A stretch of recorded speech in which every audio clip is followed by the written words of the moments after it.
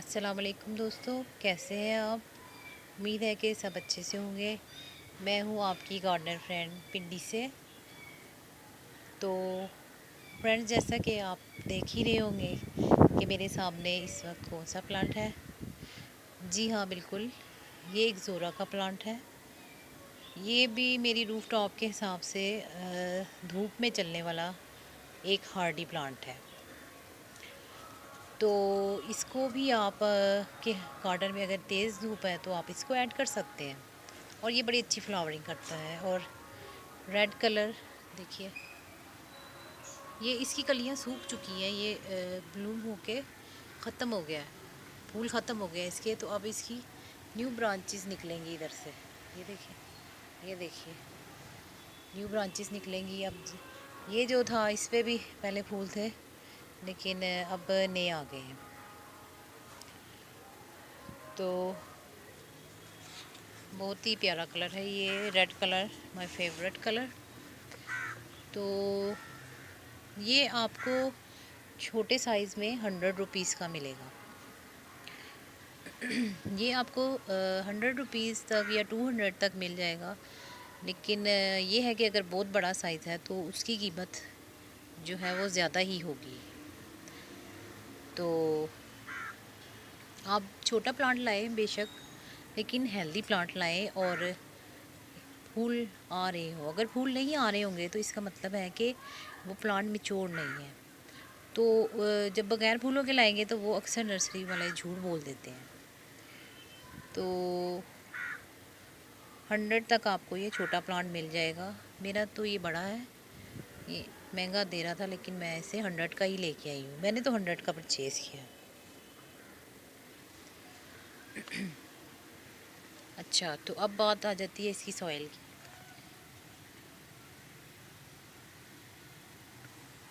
Soil जो है इसको एसिडिक पसंद है, खट्टी सॉइल। तो उसके लिए आपने ये करना है कि एलम यानी फटकड़ी के दो छोटे छोटे पीस आपने ले लेने हैं और वो आपने इसकी मिट्टी में दबा देने हैं। और मिट्टी जो है 3 पार्ट भालू मिट्टी, 2 पार्ट कंपोस्ट वर्मी कंपोस्ट पत्तों की खाद ले लें, और 1 पार्ट जो है सैंड ले लें अपने गमले के हिसाब से। इस फार्मूले से आपने इसकी मिट्टी बनानी है या सॉइल बनानी है। और बात करते हैं सनलाइट की, तो सनलाइट 5 से 6 घंटे या गमले के हिसाब से, लेकिन ये धूप में ही चलेगा, चाहे छोटा गमला हो या बड़ा हो। अब बात करते हैं वाटरिंग की। वाटरिंग पानी इसको बहुत पसंद है। तो इसकी जो है मिट्टी जो है वो हर वक्त आपने इसको मॉइस्ट रखनी है। अगर बहुत ड्राई करेंगे तो ये फूल झाड़ना शुरू कर देगा और ज़्यादा अरसे आप इसके फ्लावरिंग को एंजॉय नहीं कर सकेंगे। और पेस्ट का आप पहले ही इंतज़ाम कर लें अपने स्प्रे के ज़रिए। तो आप नीम ऑयल स्प्रे कर सकते हैं इस पर पानी में मिक्स करके लिक्विड सोप के साथ। तो पेस्ट को आप आने ही मत दें। और अगर आ जाते हैं तो मेरा जो फार्मूला है कि अगर इधर यहाँ पेस्ट आ रहा है तो मैं उसको इधर से कट कर दूँगी। आप वो पार्ट ही कट कर दें, क्योंकि घरेलू ख़वातीन जो है इतनी मेडिसिन यूज़ नहीं कर सकती। और इन छोटे प्लांट में जो है क्वांटिटी का हिसाब या मतलब इसको स्प्रे करना मुझे थोड़ा मुश्किल लगता है। तो मैं ऑर्गेनिक वेज ही इस्तेमाल करती हूँ। तो आप इस पे ऑर्गेनिक स्प्रे ही इस्तेमाल करें ताकि कीड़े आए ही ना, बग्स आए ही ना। पर आज जहाँ आ गया आपने वो टहनी काट देनी है, रिमूव कर दें उस पार्ट को, कोई बात नहीं, उस पार्ट से 2 नई टहनियाँ निकल आएंगी। तो वैसे आप पहले ही स्प्रे कर लेंगे तो बग्स आएंगे ही नहीं, तो ऐसे ही भाग जाएंगे। आप उसको लहसुन के पानी को गर्म पानी में थोड़े टाइम के लिए भिगो दें मैश करके।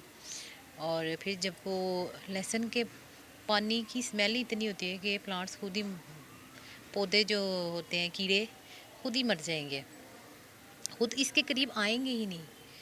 जो स्प्रे होता है उनका मकसद इनको मारना नहीं होता, ना वो इनको मार सकते हैं, बस ये होता है कि उस पे स्प्रे से पेस्ट इनके करीब आते ही नहीं है, इतनी स्मेल हो जाती है लहसुन की।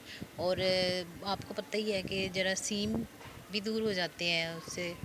और बस ये अपना अपना लें कि आपने इसको आने ही नहीं देना, आपने पहले ही स्प्रे कर देना है। और अगर कुछ नज़र आ रहा है अफेक्टेड एरिया, आपने उसको रिमूव कर देना है।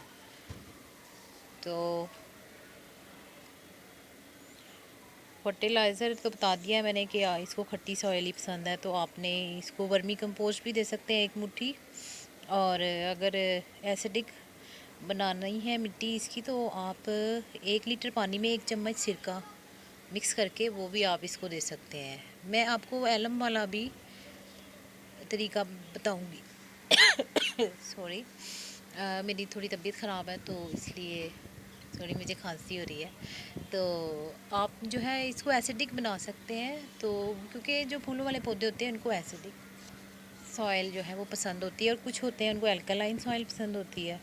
मतलब सॉइल जो है वो भी इनके हिसाब से रखनी पड़ती है। तो प्रोपगेशन जो है वो कटिंग से ही हो जाती है। सीड तो मैंने कभी देखे नहीं है इसके, हाँ कटिंग से एक दफ़ा किया था। तो कलर जो है इसके बहुत सारे कलर होते हैं, वाइट में भी होता है, पिंक में भी होता है, बहुत सारे होते हैं। मुझे अभी रेड ही नज़र आया था तो मैं यही ले आई, क्योंकि मेरे रूफ टॉप के हिसाब से यही बेस्ट था।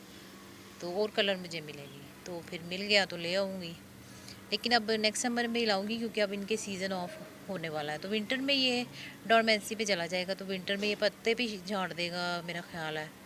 तो देखते हैं, फर्स्ट विंटर है मेरा, 6 महीने हो गए हैं इसको मेरे पास। तो वो मैं आपको विंटर में जो अपडेट दूंगी समर के प्लांट्स की, तो उसमें आप देखिएगा कि इसका विंटर की केयर और वो सब चीज़ें क्या है।